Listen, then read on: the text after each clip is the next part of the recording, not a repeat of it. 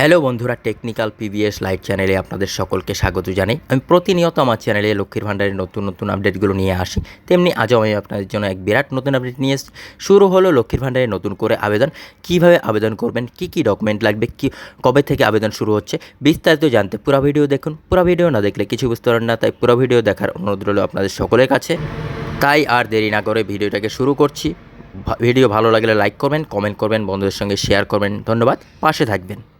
April মাস থেকে ঢুকছে টাকা প্রত্যেক সুবিধাভোগীর হাতে বার্ষিক 12,000 টাকা করে দেওয়ার জন্য অনবরত কাজ করে চলেছে রাজ্যের অর্থ দপ্তর। অনেকেই পেয়েছেন টাকা, কিন্তু এমনও অনেক মহিলারাই রয়েছেন যারা নিজেদের আর্থিক চাহিদা মেটাতে লড়াই করছেন এবং আর্থিকভাবে নিরাপদ অবস্থানে নেই। তাই তাদের সাহায্য করার জন্য রাজ্য সরকারের এই জনমুখী লক্ষ্মীর ভাণ্ডার প্রকল্পে আবেদন করাটা অত্যন্ত গুরুত্বপূর্ণ। লক্ষ্মীর ভাণ্ডার প্রকল্পে আবারও আবেদন প্রক্রিয়া শুরু হয়েছে।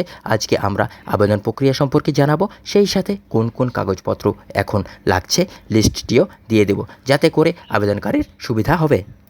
লক্ষ্মীর ভাণ্ডার যোজনার জন্য কারা আবেদন করতে পারবেন? বাসস্থান, আবেদনকারীকে অবশ্যই পশ্চিমবঙ্গের বাসিন্দা হতে হবে। লিঙ্গ, শুধুমাত্র মহিলারাই আবেদনকারী এই স্কিমের জন্য যোগ্য।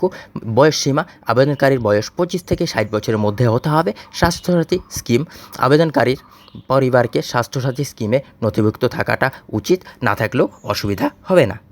সরকারি চাকরি, আবেদনকারী কেন্দ্রীয় বা রাজ্য সরকারের সংবিধিবদ্ধ সংস্থা, সরকারি উদ্যোগ, পঞ্চায়েত, রাজ্য প্রতিষ্ঠান, পৌর কর্পোরেশন, পৌরসভা, স্থানীয় সংস্থা এবং সরকারি সাহায্যপ্রাপ্ত শিক্ষা প্রতিষ্ঠান।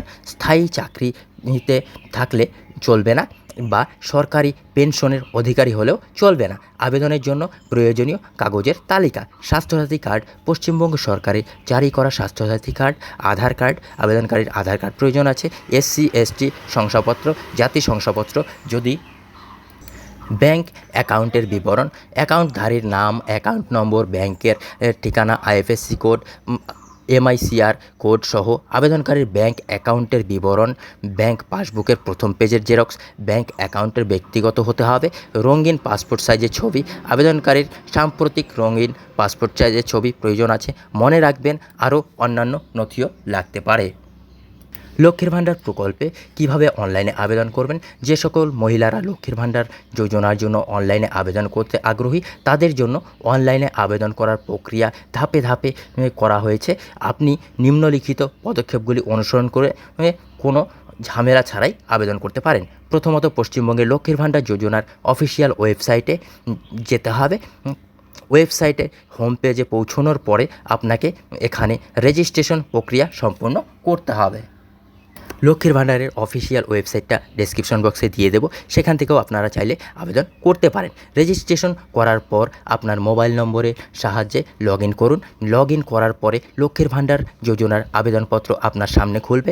এরপরে আপনাকে আবেদনপত্রে প্রয়োজনীয় তথ্য পূরণ করতে হবে। প্রয়োজনীয় তথ্য পূরণ করার পরে প্রয়োজনীয় নথি আপলোড করুন। সমস্ত তথ্য ও নথি পূরণ এবং আপলোড করার পরে সাবমিট বোতামে ক্লিক করুন। এইভাবে লক্ষ্মীর ভাণ্ডার যোজনার জন্য আবেদন করা সফলভাবে সম্ভব হবে।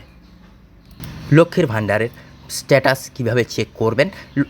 অনলাইনে লক্ষ্মীর ভাণ্ডার স্ট্যাটাস চেক করতে আপনাকে নিম্নলিখিত পদক্ষেপগুলি অনুসরণ করতে হবে। লক্ষ্মীর ভাণ্ডারের পোর্টালে অফিসিয়াল ওয়েবসাইটে যান। ওয়েবসাইটের মূল পেজটাতেই আপনার স্ক্রিনে খুলবে।